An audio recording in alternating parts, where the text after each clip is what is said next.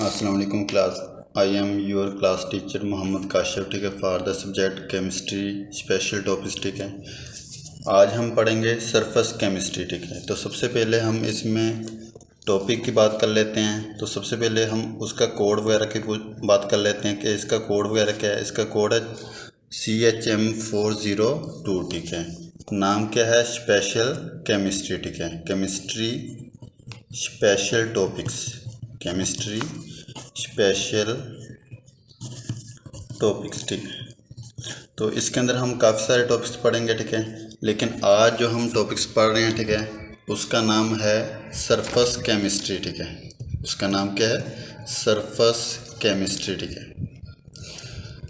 सबसे पहले आपको इसकी डेफिनेशन का पता होना चाहिए। सरफेस केमिस्ट्री होती क्या है?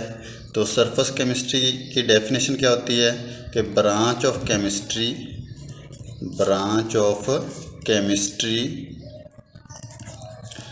which deals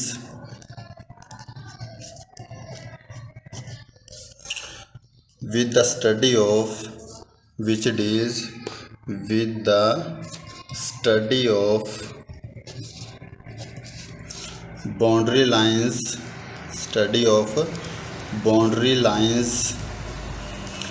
that separate two bulk state of matter, ठीक है। that separate two bulk state of matter या phase is known as surface chemistry,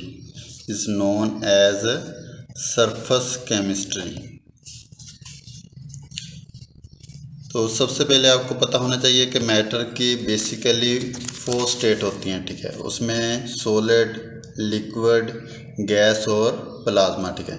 अब इसके अंदर हम जब सरफेस केमिस्ट्री की बात करेंगे तो उसके अंदर हम 2 फेजेज लेंगे, ठीक है। और उस 2 फेजेज के दरमियान कोई ना कोई क्या होगी? बाउंड्री लाइन, ठीक है। उनके दरमियान क्या होगी? Boundary line. तो सरफेस केमिस्ट्री की जब हम बात करते हैं तो इसमें एक वर्ड आता है इंटरफेरेंस, ठीक है। इसमें एक वर्ड आता है इंटरफेरेंस, ठीक है। इसमें एक वर्ड क्या है? इंटरफेरेंस। इंटरफेरेंस का आम जुबान के अंदर जो मतलब होता है वो बाउंड्री लाइन होता है, बाउंड्री लाइन, ठीक है। अब इसके अंदर अगर हम केमिस्ट्री की बात करेंगे, जिस तरह फॉर एग्जांपल अगर हम क्रिकेट की बात करें तो उसके अंदर क्या होता है कि अगर तो गेंद बाउंड्री लाइन के अंदर हो, ठीक है, अंदर जाके गिरे, बाहर ना गिरे, तो वो क्या होता है? वो 4 होता है। अगर गेंद बाउंड्री लाइन के अंदर हो तो वो 4 होता है। अगर जो गेंद है वो बाउंड्री लाइन से बाहर जाके गिरे तो वो क्या होता है? 6 होता है, ठीक है। वो क्या होता है? 6 होता है, ठीक है। और इस बाउंड्री लाइन को हम इंटरफेस का नाम दे सकते हैं। इस बाउंड्री लाइन को हम इंटरफेस का नाम दे सकते हैं, ठीक है। कि अगर गेंद बाहर जाके गिरे तो वो 6 रन होंगे, और गेंद अंदर गिरे तो वो 4 रन होंगे, ठीक है। तो केमिस्ट्री के अंदर इंटरफेस क्या होता है कि एक बाउंड्री लाइन होती है। इंटरफेस क्या होता है कि एक बाउंड्री लाइन होती है। तो इसके अंदर हम केमिस्ट्री के डिफरेंट एग्जांपल पढ़ेंगे जो इंटरफेस को डिस्कस करेंगे।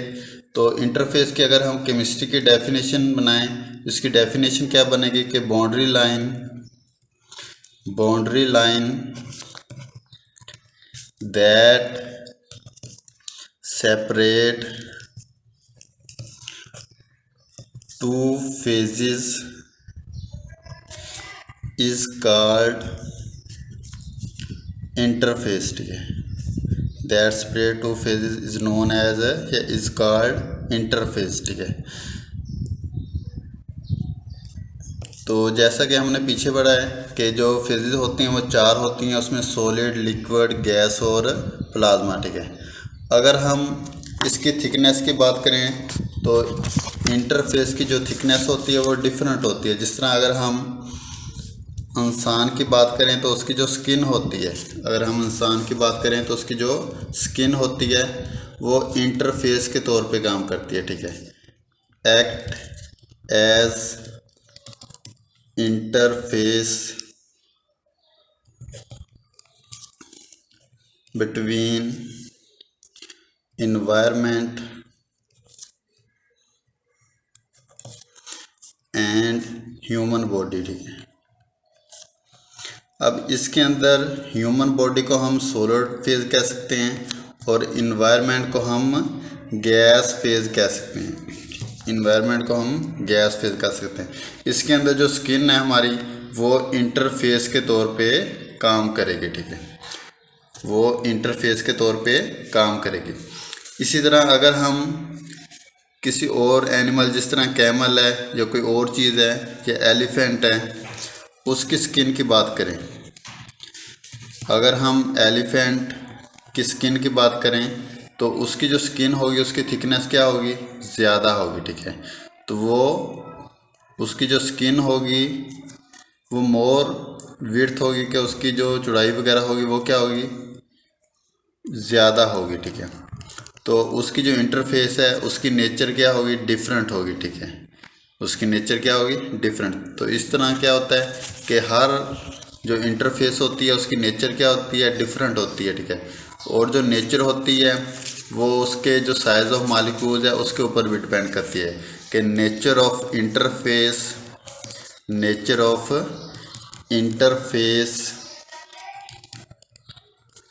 Depends upon the size and types of molecules, ठीक है, कि जो number of molecule, size of molecule, types of molecule, इनके ऊपर जो नेचर ऑफ इंटरफेस होगी वो इसके ऊपर क्या करेगी, डिपेंड करेगी, इनके ऊपर क्या करेगी, डिपेंड करेगी।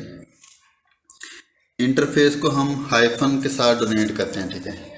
जो इंटरफेस होती है इसको हम किसके साथ डोनेट करते हैं, हाइफन के साथ।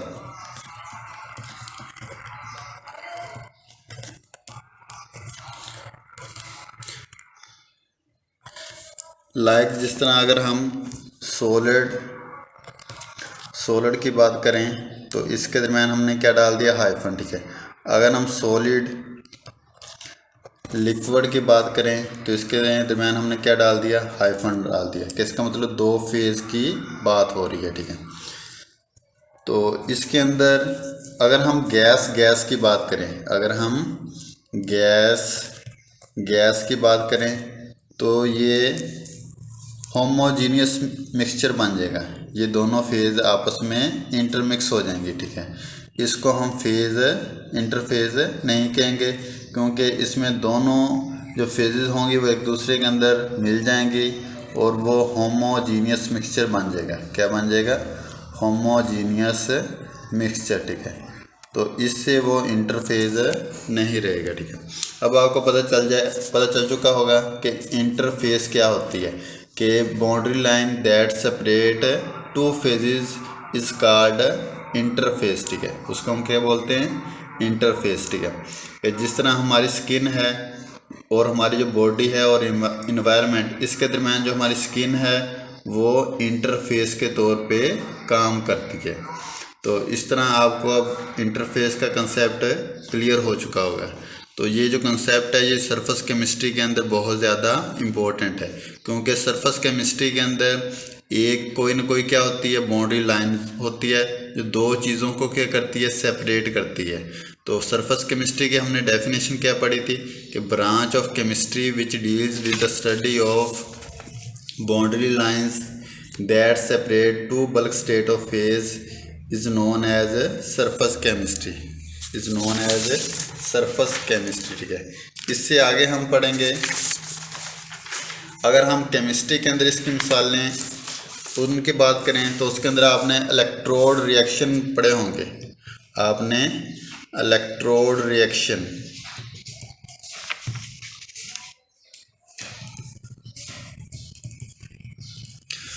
जिस तरह आपको पता है कि आपने इलेक्ट्रोलाइसिस के बहुत सारे रिएक्शन पढ़े होंगे, तो उसके अंदर क्या होता है कि वेरियस रिएक्टेंट्स एक्ट्स या reacts on the surface of electrode. कि इलेक्ट्रोलाइसिस के अंदर क्या होता है कि इलेक्ट्रोड की सरफेस के ऊपर बहुत सारे रिएक्टेंट रिएक्ट करते हैं और मुख्तलिफ किस्म के केमिकल रिएक्शन होते रहते हैं। ठीक है, अगर हम आम सी मिसाल लें, ठीक है, जिस तरह आपने कोरियन, इसका नाम सुना होगा। इसका मतलब क्या होता है? जंग लगना। इसका मतलब क्या होता है? जंग लगना।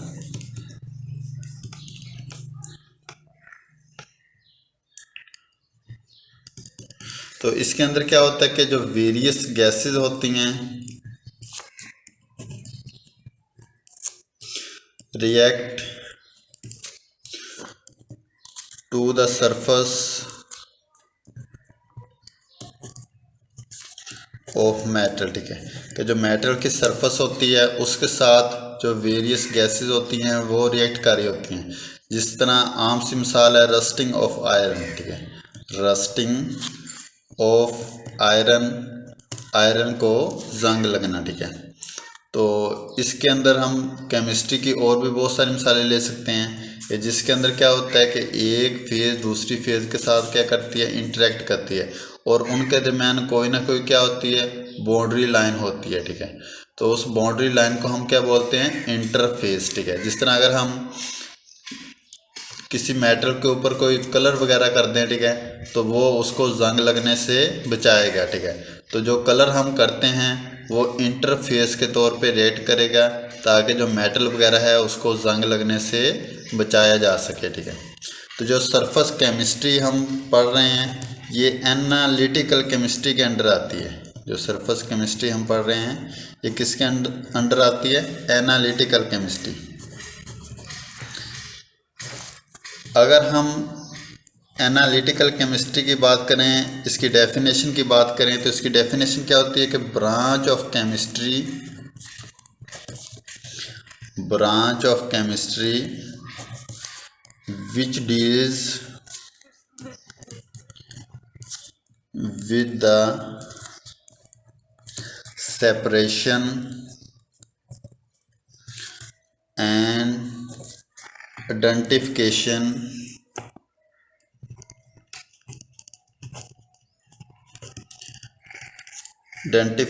Of the elements. ठीक है, कि इसके अंदर हम दो चीज़ें करते हैं। एक तो एलिमेंट को सेपरेट करते हैं, उसके बाद उसको हम क्या कहते हैं? आइडेंटिफाई करते हैं। उसको हम बोलते हैं एनालिटिकल केमिस्ट्री। ठीक है, कि फॉर एग्जांपल कोई चीज़ है हमारे पास, ठीक है, कि ये हमारे पास एक सैंपल है, ये हमारे पास क्या है? एक सैंपल। ठीक है, सबसे पहले हम इसमें से क्या करेंगे? सेपरेशन करेंगे। ठीक है, क्या करेंगे? सेपरेशन करेंगे कि कौन सी चीज़, फॉर एग्जांपल ये मिक्सचर ऑफ मेटल्स है। ठीक है, ये क्या है? Mixture of metals.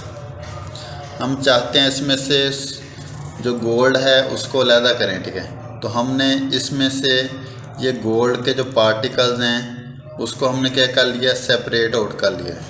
जो गोल्ड है उसको हमने क्या कर लिया? सेपरेट आउट कर लिया। ठीक है, तो ये उसकी क्या होगी? Qualitative analysis. ये उसका क्या होगा? Qualitative analysis. अब हमने इसको मेजर भी करना है कि हमने जो इसमें से गोल्ड निकाला है वो कितना है। कि फॉर एग्जांपल वो 10 ग्राम है। ठीक है, तो वो उसकी क्या होगी? Quantitative analysis. उसकी क्या होगी? Quantitative analysis. तो एनालिटिकल केमिस्ट्री के अंदर बेसिकली दो चीज़ें होती हैं। इसके अंदर क्वालिटेटिव एनालिसिस भी होती है और क्वांटिटेटिव एनालिसिस।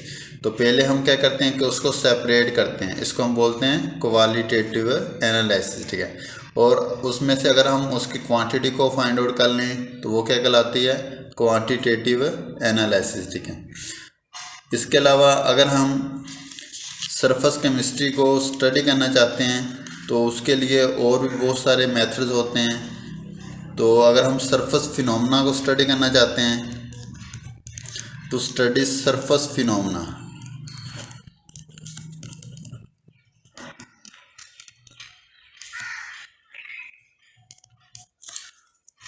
इसके लिए जो हमें सरफेस हो वो क्या हो?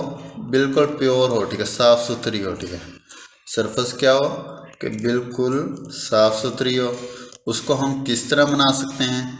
कि हम जो प्रेशर है उसके लिए 10⁻⁸ से लेकर 10⁻⁹